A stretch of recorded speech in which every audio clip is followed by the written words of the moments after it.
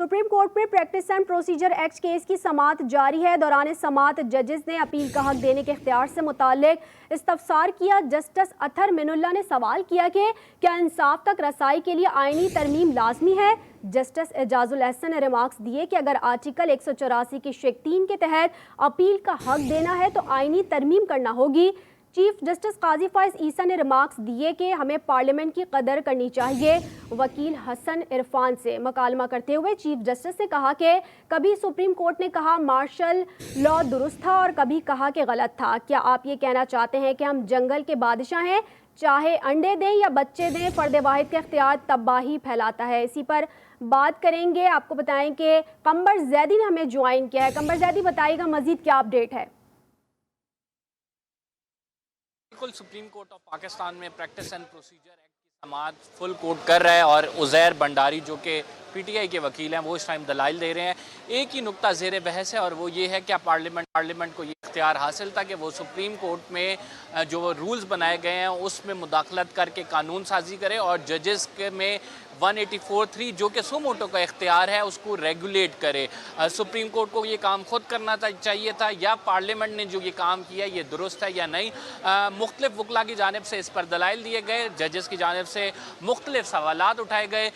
Chief justice ने अहम जो रिमार्क्स दिए हैं इसमें चीफ जस्टिस ऑफ पाकिस्तान ने कहा कि इस कमरे में यानी कमरा अदालत में बहुत सी तस्वीर ऐसी हैं जिन्होंने मार्शल लॉ को जिन्होंने अपने ओथ की खिलाफ वर्जी की और मार्शल लॉ को वैलिडेट किया।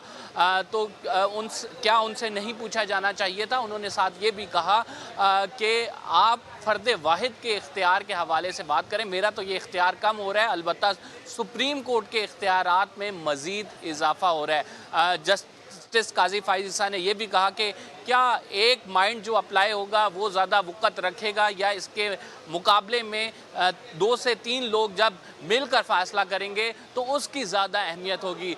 जस्टिस काजी फाइज ईसा मुख्तलिफ वकला की जानिब से जो दलाइल दिए जा रहे हैं उस पर काउंटर ऑब्जर्वेशन के थ्रू उनसे सवालात पूछ रहे हैं और उनको सवालात के जवाबात देने के लिए जस्टिस काजी फाइज ईसा ने यह भी कहा कि आप अपना तहरीरी जवाब भी इस हवाले से जमा करा सकते हैं। जस्टिस अतहर मिनुल्लाह ने इंपॉर्टेंट रिमार्क्स दिए और जस्टिस अतहर मिनुल्लाह ने कहा कि एक्सेस टू जस्टिस का मामला है यानी इंसाफ तक रसाई का मामला, और क्या पार्लियामेंट की कानून साजी से इंसाफ तक रसाई मजीद बढ़ी है या ये कम हो जाएगी। 184(3) के तहत अपीलों का हक नहीं था, नज़रसानी अपीलों का, लेकिन अब चूंकि दिया गया है तो क्या इससे जिसके खिलाफ फैसला आया उसको आसानी होगी यानी अवाम को आसानी होगी या फिर उसका जो है हक मजरू होगा।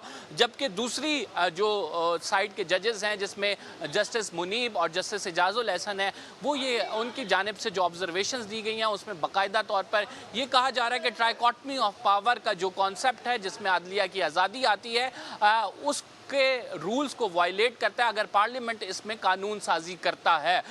उज़ैर भंडारी जो कि पीटीआई के वकील हैं इस टाइम उनके दलाइल जारी हैं और वो इनलार्जमेंट ऑफ द जजमेंट और कॉन्स्टिट्यूशन के हवाले से अपने दलाइल दे रहे हैं। इसके बाद जो है वो सलाहुद्दीन साहब और जो है जाहिद इब्राहिम साहब दलाइल देंगे और चीफ जस्टिस ने ये कहा है कि ये आज केस हमारी कोशिश है कि हर सूरत ये आज केस मुकम्मल कर लिया जाए। जी, practice and procedure act case की समाअत का तमाम तर अहवाल बता रहे थे कंबर जैदी, आपका शुक्रिया।